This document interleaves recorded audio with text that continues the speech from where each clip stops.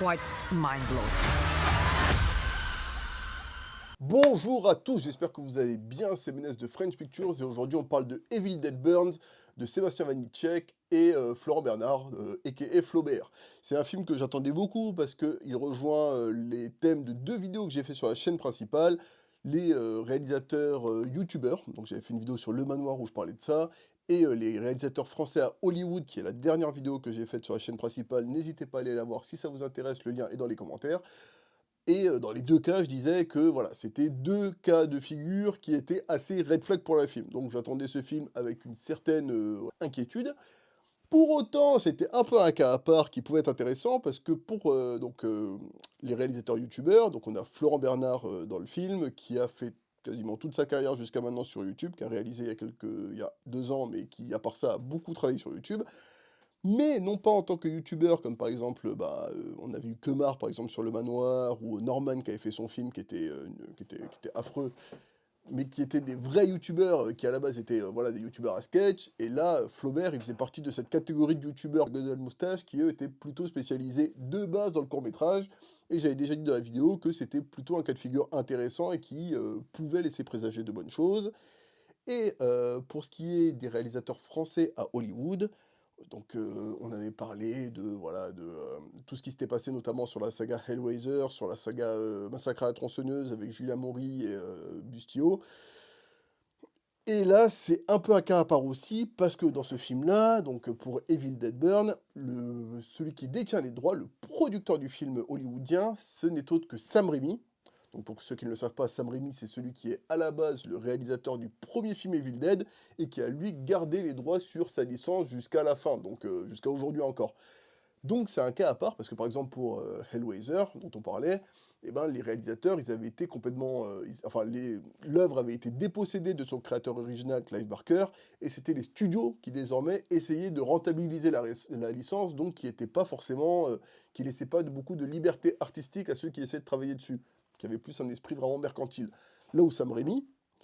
lui, il est connu justement pour voilà, être avant tout un artiste, il aime sa licence, il a envie que les autres puissent s'exprimer comme lui, il a pu s'exprimer des années auparavant quand il a fait ses premiers films, et donc voilà, il est connu pour laisser beaucoup plus d'espace à ses créateurs. Donc au final, sur le papier, si ça pouvait être assez, j'ai fait une longue intro, si ça pouvait être assez red flag,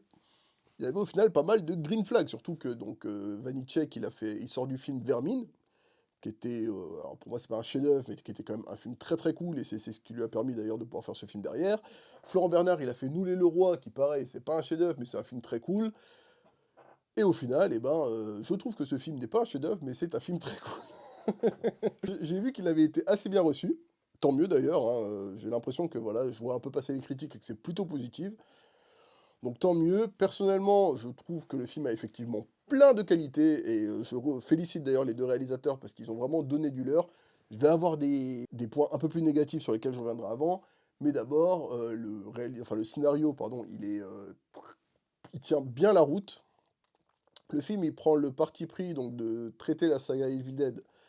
de façon un peu plus sérieuse que les films de Sam Raimi, on y reviendra un peu après, et il prend le parti de traiter donc cette histoire qui, je n'ai pas résumé, je le fais maintenant, tous les films racontent l'histoire d'un livre qui s'appelle le Necronomicon,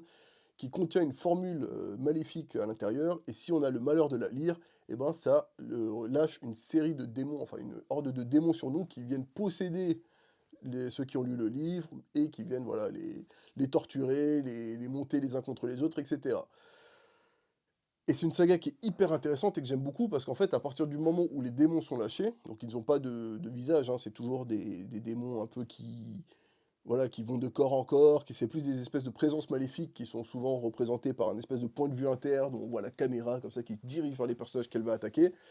Et en fait, à partir du moment où ils sont relâchés, tout est possible. Donc c'est vraiment un film qui permet d'avoir de la mise en scène parce que il n'y a pas de règles hyper précises comme voilà, Jason, Freddy, enfin toutes les autres sagas d'horreur où souvent c'est assez réglementé, ce qui fait que voilà, tu vas avoir un peu tout le temps la même chose de film en film. Là, il y a absolument tout qui est possible.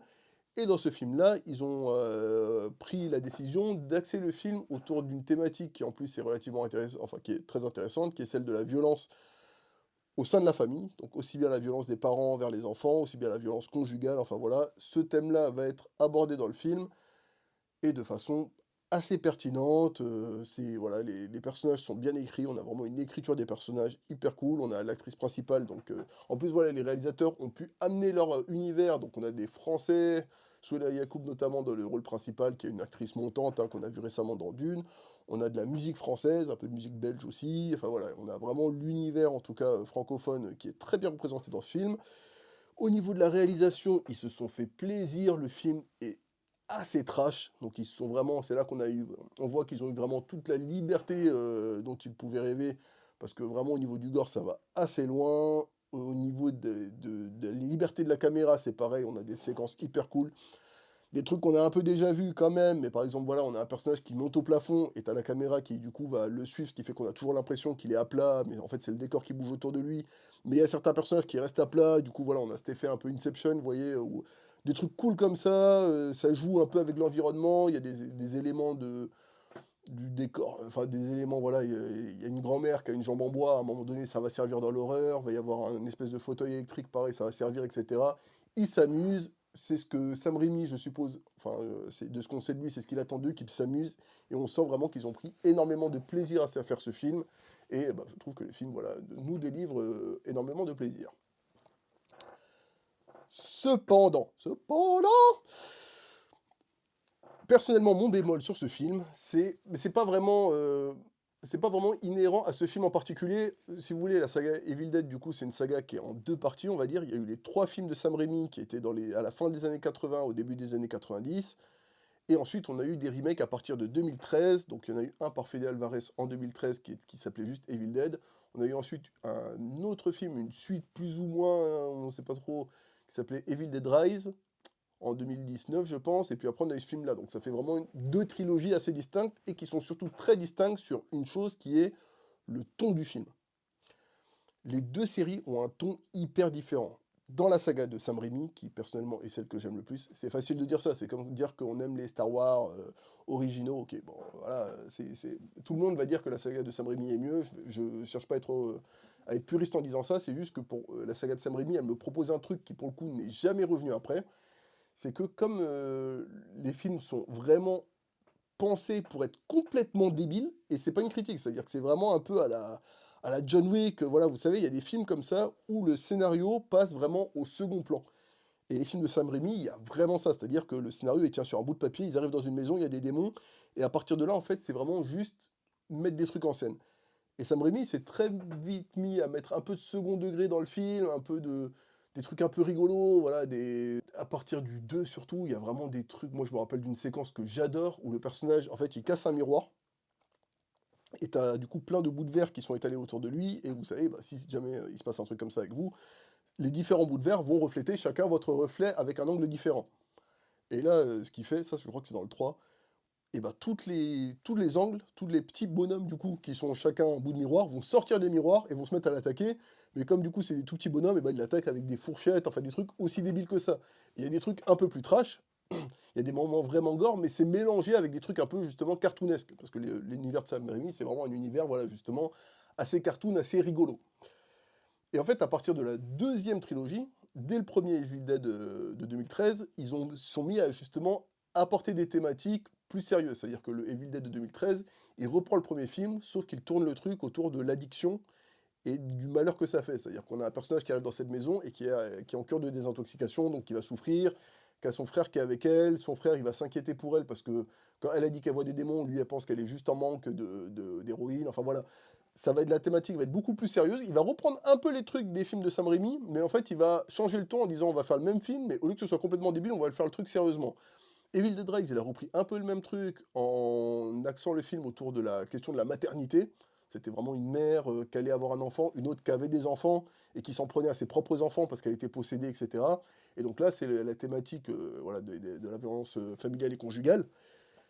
Et si ça permet de rendre les films un peu plus intéressants, entre guillemets, parce que bah, y a des vraies thématiques, bah, ça emprisonne quand même pas mal la créativité artistique. Et donc, même s'il y a des choses dont j'ai parlé qui sont intéressantes sur comment ils vont positionner la caméra, comment ils vont se faire plaisir, il y a une séquence par exemple dans une voiture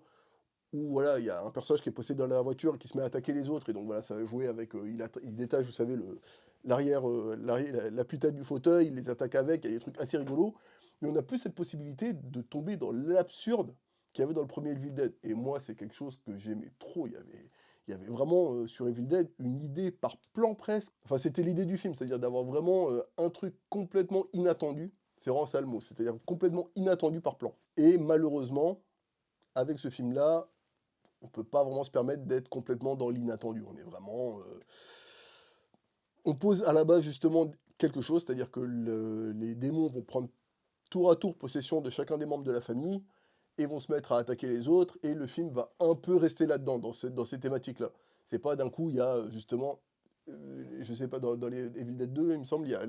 une tête de cerf par exemple dans le salon, qui à un moment donné se met à rigoler. Puis autour de lui, il y a les lampes qui se mettent à rigoler, et puis t'as tout le décor qui commence à se foutre de sa gueule et à l'attaquer, etc. Il y a vraiment un truc de liberté qui est total.